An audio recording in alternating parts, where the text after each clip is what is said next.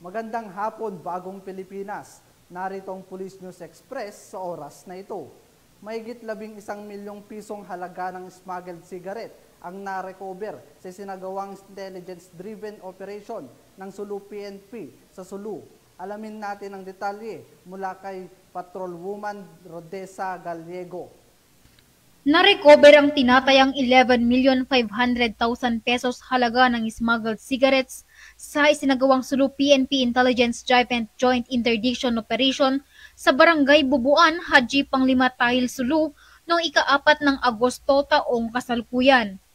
Ayon kay Police Lieutenant Colonel Wailon A. Mangoy, Chief PIO SPPO, bandang alas 9 ng gabi nang makatanggap sila ng impormasyon galing sa confidential informant tungkol umano sa transshipment ng hinihinalang smuggled na sigarilyo sa mga isla ng lalawigan ng Sulu.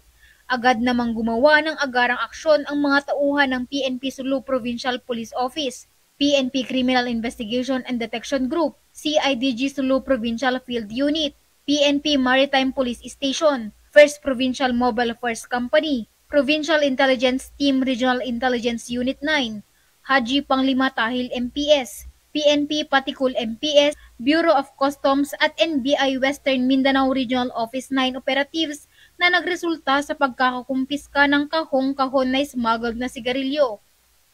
Nakuha mula sa operasyon ang 200 master cases o 100,000 pack na mga umano'y smuggled na sigarilyo na nagkakahalagang 11,500,000 pesos. Ang mga nakuhang sigarilyo ay nasa kustodiya na ng Bureau of Customs Sulu para sa tamang disposisyon.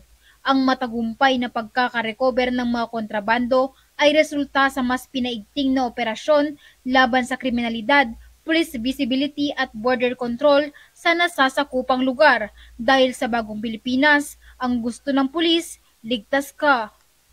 Mula dito sa rehiyon ng Bangsamoro, ako ang inyong Police News Network Correspondent, Patrolwoman Rodessa Gallego, alagad ng batas, tagataguyod ng Balitang Pulis. Maraming salamat, Patrolwoman Gallego. Para sa iba pang napapanahong balitang pampulisya, laging tumutok sa Police News Network, alagad ng batas, tagataguyod ng Balitang Pulis.